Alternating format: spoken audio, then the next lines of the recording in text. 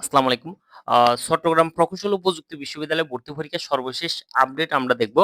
দ্বিতীয় মেরিটে ভর্তির পর কিন্তু এখনো ১৩৩ টা আসন খালি থাকার কারণে তৃতীয় মেরিটে ভর্তির জন্য কিন্তু আমাদের ডাকা হয়েছে। তো সেক্ষেত্রে আমরা সর্বশেষ মেরিট এবং কি ডকুমেন্ট লাগবে এগুলো নিয়ে আমরা বিস্তারিত আলোচনা করব।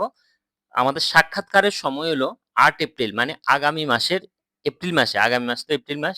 এপ্রিল মাসের ৮ তারিখ সকাল ৯:৩০ থেকে বিকেল ৩:৩০ পর্যন্ত কিন্তু আমরা সাক্ষাৎকারে অংশগ্রহণ করতে পারবো। কেন্দ্রীয় অডিটোরিয়াম সুইট ক্যাম্পাসের ভিতরে। মানে চট্টগ্রাম প্রকৌশল বিশ্ববিদ্যালয়।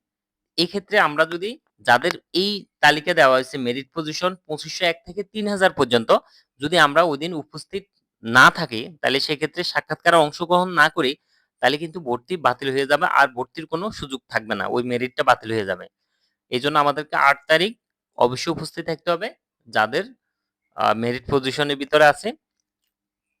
যদি এমন হয় যে ওইদিন প্রয়োজনের তুলনায় মানে এখন পর্যন্ত যতগুলা দেখছি মেরিট পজিশনে এবং সবগুলা বুয়েট বুয়েটেরটা না, রুয়েট, সুয়েট এবং কুয়েট পর্যন্ত সব ৩ টাতেই আমরা দেখছি যেটা হয়, যেই পর্যন্ত মেরিট ডেকেছে সবাই কিন্তু সাবজেক্ট পেয়েছে। তো এখনো ১৩৩ টা আসন খালি থাকার কারণে ৩০০০ পর্যন্ত কিন্তু ডাকা হয়েছে।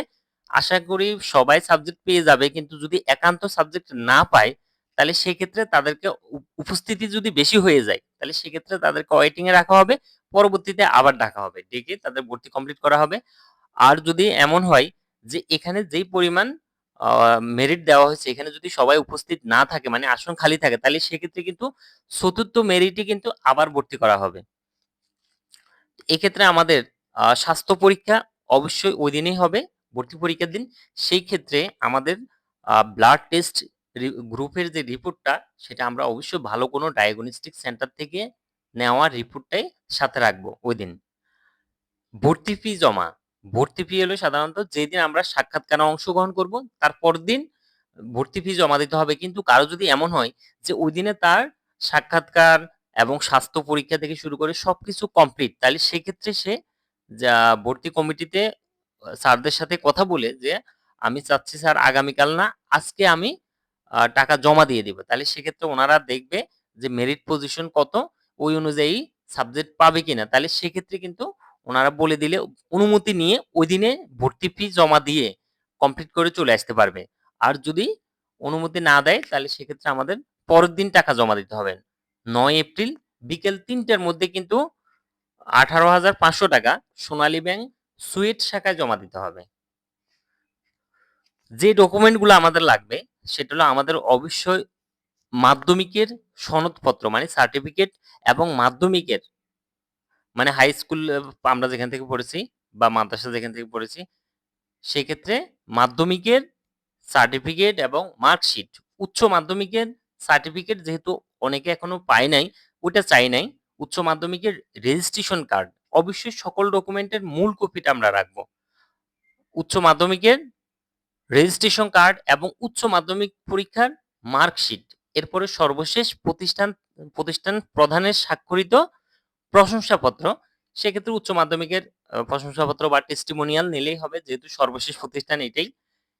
অ্যাডমিট কার্ড ভর্তি পরীক্ষার দিন স্বাক্ষরিত যে অ্যাডমিট কার্ড, সেই অ্যাডমিট কার্ডটা আমরা অবশ্যই সাথে রাখবো। তারপর ২ কপি পাসপোর্ট সাইজের ছবি এবং হলো আমরা যে অনলাইনে সাবজেক্ট চয়েস দিয়েছি, সেই সাবজেক্ট চয়েসের কপিটা আমরা সাথে রাখবো।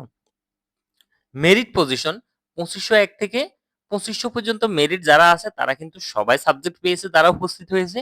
এখনো যেহেতু আরো ১৩৩ টা আসন খালি আছে, সেক্ষেত্রে ২৫০১ থেকে ৩০০০ পর্যন্ত কিন্তু আমাদেরকে ডাকা হয়েছে ভর্তির জন্য।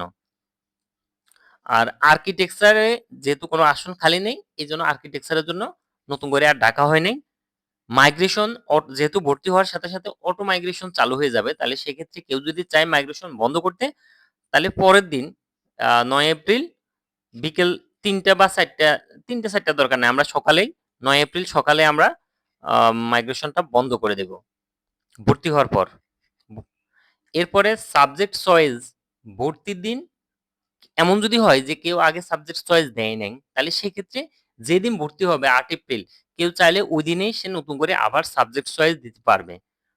কারো যদি এমন হয় যে সে ভর্তি হয়ে আছে আগে, এখন ভর্তি বাতিল করতে চায়, অর্থাৎ তার দেখা গেল আরেকটা জায়গায় আরো ভালো সাবজেক্ট পেয়েছে সে, সেক্ষেত্রে ভর্তি বাতিল করলে অবশ্যই আমরা যোগাযোগ করে আ আবেদন করে বা যেভাবে হোক আমরা ভর্তি বাতিল করতে পারবো সহজে ওরিয়েন্টেশনের ৩ দিন পূর্ব পর্যন্ত। কিন্তু ওরিয়েন্টেশন শুরু হয়ে ক্লাস শুরু হয়ে যায়, তারপরেও যদি কেউ ভর্তি বাতিল করতে চায়, তাহলে সেক্ষেত্রেও করা যাবে। তবে সেক্ষেত্রে অবশ্যই তার ডিপার্টমেন্টে যোগাযোগ করে কি পদক্ষেপ নিতে হয় সেই অনুযায়ী ভর্তি বাতিল করে ডকুমেন্টগুলা নিতে পারবে। এটি ছিল আমাদের চট্টগ্রাম প্রকৌশল ও প্রযুক্তি বিশ্ববিদ্যালয়ে ভর্তি পরীক্ষার সর্বশেষ আপডেট।